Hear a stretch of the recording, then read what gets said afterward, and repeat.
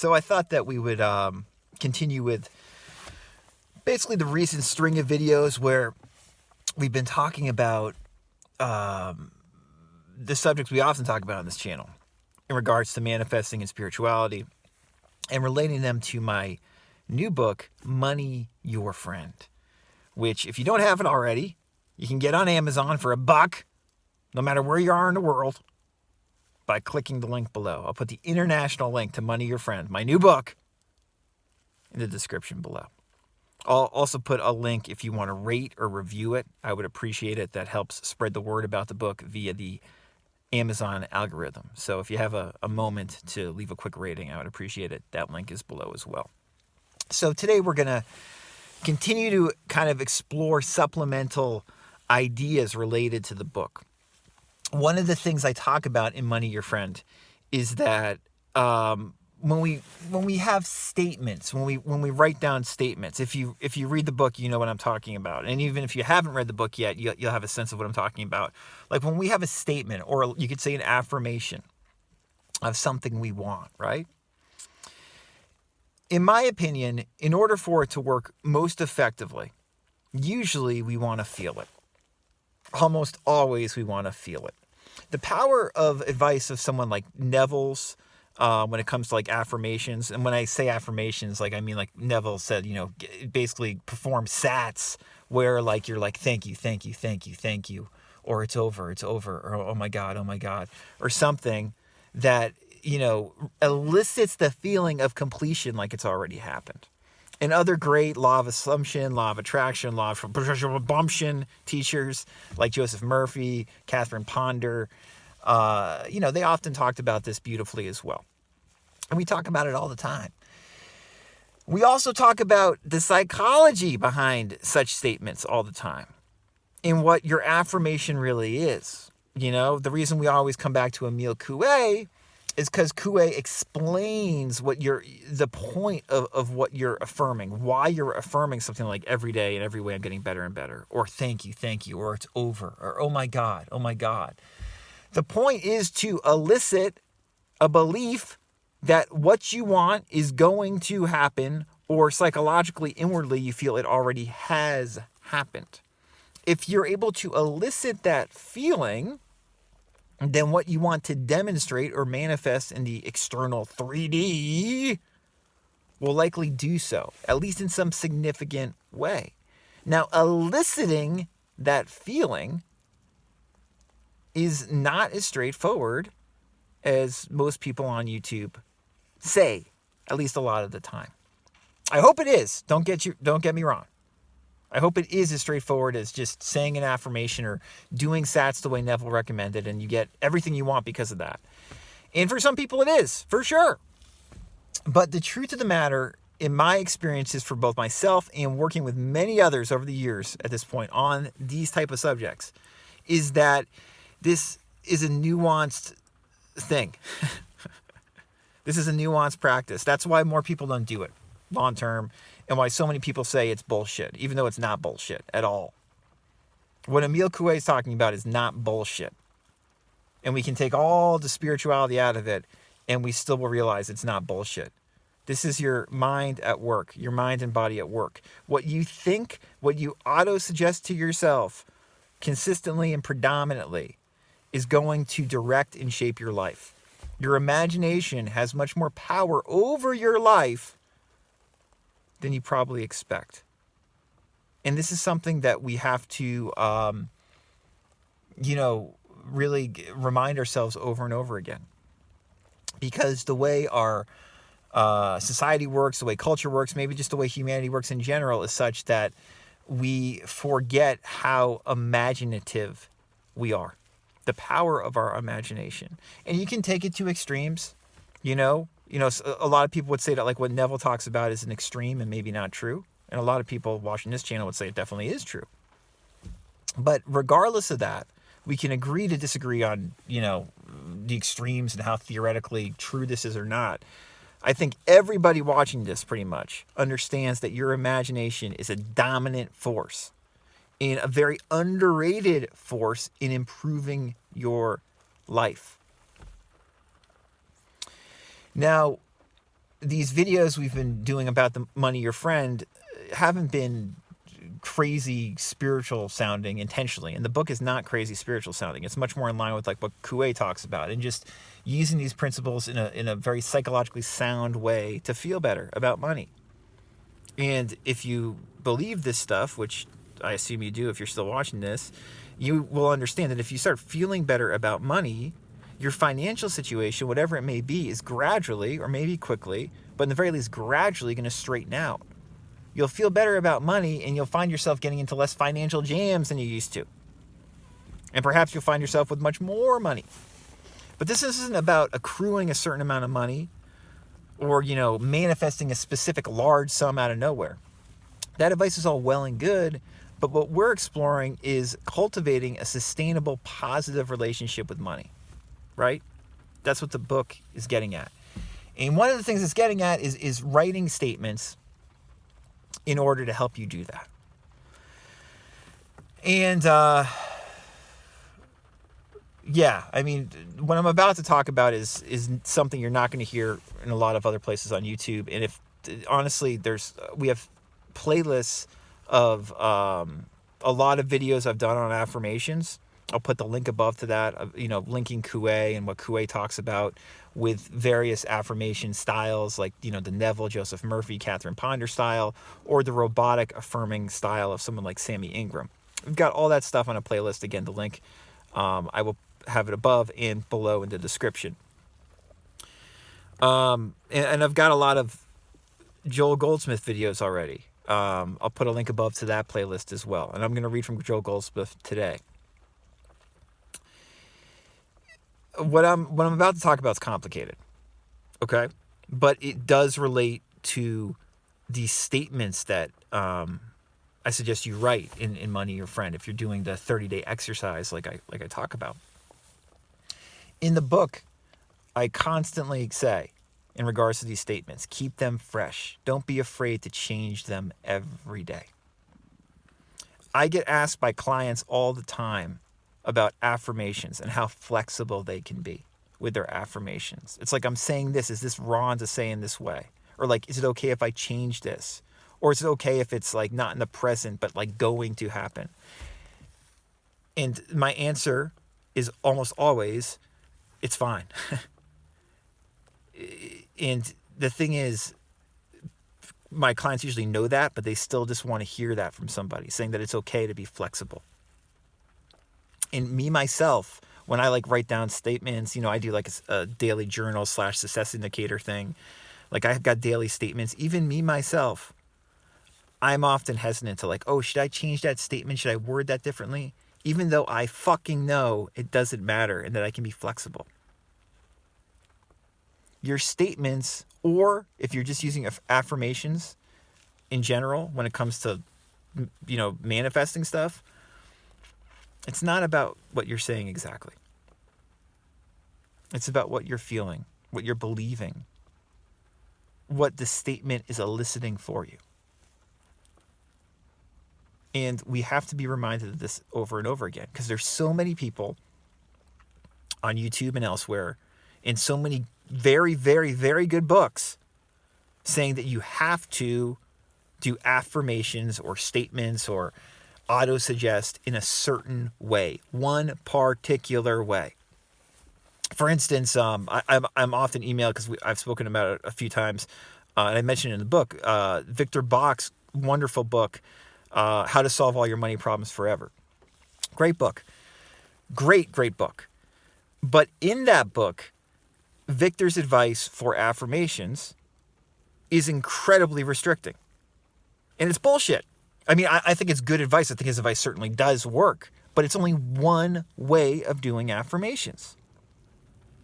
The way that, all these great teachers say to use affirmations. If they say this is the way to do it, you can only use present tense, or it has to be I am in front of it, or whatever it may be. I can show you another example of someone saying exactly the opposite and getting success with it. Total flexibility. One of the things I really like about Sammy Ingram is that she says this in regards to robotic affirmations and affirming in general. She says you can do whatever you want. And if you go to her channel, She has a ton of comments and people basically proving that you can really say whatever you want and have success with affirmations and statements if it elicits a feeling. Now, we've spoken a lot about robotic affirmations in the past. And again, that playlist is very helpful that we've made in regards to finding out more about robotic affirmations. Why robotic affirmations do not work a lot of the time in the way that someone like Sammy says is because even if you say them for hours a day, day after day after day, they are not eliciting a lot of the time the feeling or belief you need to see a demonstrable change in your life. So for instance, if you want to manifest your SP and you're saying, I am now with Joey again. I'm back with Joey. I'm back with Joey. Isn't it wonderful? I'm back with Joey. I'm back with Joey. Isn't it wonderful? I'm back with Joey. I'm back with Joey. I'm back with Joey. Right? And you say that for hours a day. That hopefully is eliciting a feeling of expectation of it happening, right? At least on a subtle level. And if you do it for long enough, months perhaps, there's a good chance it will. And for some people, they can just do it for a couple days and that's enough. But for a lot of people, this is what you don't hear about, folks. This is the ugly truth. A lot of people, they'll say, I'm back with Joey. I'm back with Joey. It's wonderful. They'll do this. They'll robotically affirm for an hour or two, which is a fucking lot, for weeks on end or months on end, and they will not get Joey back.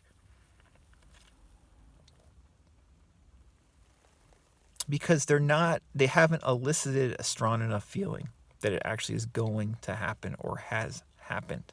And even though they're maybe robotically affirming for several hours a day, there are and maybe they even have like a loop in their head because they've said it so much where it's constantly there, which is a powerful thing, don't get me wrong. But it's often not powerful enough to counteract all of that negative bullshit saying that it's not going to happen the other 21 hours of the day when you're not robotically affirming. Robotic affirming, like all these different types of affirming, is a wonderful tool. Fantastic tool. But it's not going to solve everything. It works sometimes. It works for some people. It does not work for others. Just a fucking tool. There's no magic pill. And the reason I say keep your statements, your affirmations unique is because the wording does not matter. What matters is the feeling and expectation it elicits. And what it's really eliciting, if you want to go deeper than that, is like just this okayness with everything. And this is when this video is going to really go into the fucking woods, which is what I love, and most of you are going to turn it off, or you're going to love what I'm about to quote from Joel Goldsmith. I just want to read a great passage from Joel Goldsmith underscoring this point that you cannot, through words or through rational thought, which is what an affirmation or autosuggestion is when you're thinking it or saying it out loud, you cannot confine your creative power or God in that way. You can't confine it. So in other words, you say, I'm back with Joey, and that initially elicits a strong feeling of expectation. But if you keep on saying it, it doesn't, perhaps. And you don't feel it. And really, you'd be better off changing the statement. You understand what I'm saying? Or like if you just say like peace over and over again, as powerful as that can be. And I've made videos talking about that. Like Joseph Murphy recommends doing something like that. Just recommending saying a word or two over and over again into the mirror. Very powerful. Does it always work 100% of the time? Of course not. Because for a lot of people, what happens is you say it and the word loses all meaning after a while. Because the meaning is beyond a certain word or a certain statement. Fuck all the statements. Fuck all the words. God is deeper than that. I was driving in the car yesterday and, I was thinking of like, my statements, like what I write down, for instance. And I write down really fucked up shit, I write down what would be considered deep stuff, right? Stuff like, God is my supply, or my consciousness is my supply, right? Or like we're health, we're wealth, we're peace. deep, sweeping general statements, for instance, right? And I was driving, and it was quiet, and my mind wasn't on anything particular. I was thinking of the statements earlier, and then I just drifted, my mind drifted someplace else. And I realized how absolutely inaccurate all those statements were. Because I realized God in the moment, which is what we talk about all the time, especially on my podcast. We just talk about coming back to the moment, which is God right now. And when we really feel that, it's nothing you can articulate through certain words. The words are going to change. So let's read from A Parentheses in Eternity by Joel Goldsmith. This was Goldsmith's last book he wrote before he died. I believe it is, at least. I'm almost positive of that. A Parentheses in Eternity. I have not read all of this book, but this is a great section in it. And this is him talking about how you can't use certain words or phrases and just expect them to always work. At least most of us can't. And really, if we're getting deep, all that stuff is just like a tool, right? Like I said, you're digging a hole with a shovel. That's your affirmation or your statement. But the truth is the plant that comes up. And you can't explain that or articulate how that happens. That's the magic or the depth of God. That's your imagination in action.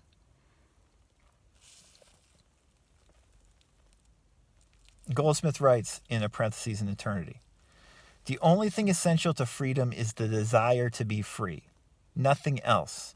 Because with the desire to be free, the means toward bringing it about reveal themselves. It has been said that when the student is ready, the teacher appears, sometimes externally as a person, sometimes as a book, but if in no other way, when the desire is sufficiently deep, the teacher will appear inwardly, because there are just as many spiritual teachers on the inner plane as there are on the outer, if not more. Freedom comes only when we can break through the limitations of our mind, when we do not try to pin everything down to a meaning or confine every statement to meaning the same thing always. Words sometimes seem to be contradictory, but that is because they mean one thing today and something different tomorrow when they are used in different ways. Sorry, I have to read that again. Because if people began to grasp this would resolve at least half of the scuttlebutt about manifesting on YouTube. Freedom comes only when we can break through the limitations of our mind, when we do not try to pin everything down to a meaning or confine every statement to meaning the same thing always. Words sometimes seem to be contradictory, but that is because they mean one thing today and something different tomorrow when they are used in different ways. So that's like what we were talking about. Goldsmith continues, the real things of life cannot be restricted. Freedom will not limit itself to a word. It is like joy. It is like peace. We know what they are, but we cannot describe or explain them because they cannot be confined to a word or a phrase. How can anyone explain what the psalmist meant by the secret place of the Most High? What is that? Where is it? Is it a place? Is it up high somewhere? Can the secret place of the Most High be located in time and space? Paul said, for in him we live and move and have our being. How can we describe the place where we live when we live in God? Where is that? What is its climate? We are instructed to open our consciousness. How do we open our consciousness? What does it look like open, and what does it look like closed? When we speak of going within, closing the door, and entering the sanctuary to pray, where is that sanctuary? Is it in our home? Is it in a church? Is it anywhere except in consciousness? Those are just words. And if we try to break them down into their meaning, we lose them. We might say that they are poetry. They are. But we are never going to find the kingdom of God without poetry. We must let imagery and poetry have their way with us and not try to confine ourselves to the literal meaning of words. Let us be free from the limitations of made-up words and made-up prayers and accept the poetry and the imagery of our soul. Accept our freedom in God, not lose it by trying to analyze and dissect every word. For years, I have been seeking for a word in which I could imprison what I am trying to teach, and so far I have not succeeded in finding that word. What comes nearest to expressing my meaning is the word Christ. But if we try to pin down that term and find a meaning for it, we will lose it because what the Christ stands for cannot be limited within the confines of a word or a term. The spirit or the consciousness of man cannot be restricted. We cannot confine God. We cannot understand, analyze, or dissect God. We cannot even name God. God eludes us when we try to put God into the letters G-O-D. The soul of man is free. The spirit of man is free. The consciousness of man is free. That is why we cannot put God into a religion. We cannot put the Christ into a religion, and we cannot put religion into a man. We cannot confine, restrict, or limit God, the Christ, or religion. These are free, and if we ever try to contain them within a form, we lose them.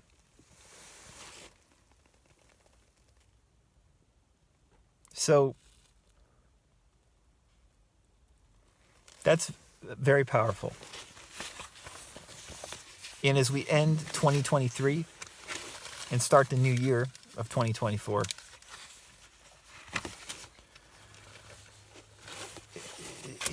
that's advice or words that are worth considering. And the advice that Goldsmith's sharing there, the advice that I try to share on this channel, the advice in Money Your Friend, even though Money Your Friend is a very down-to-earth book, the deeper advice there and in all those places is centered upon God, your imagination, Christ, whatever you want to call it, whatever is happening right now. And you're never going to be able to label it or explain it in a certain way and have it be just that way. It is here right now. No 2023, no 2024, just now.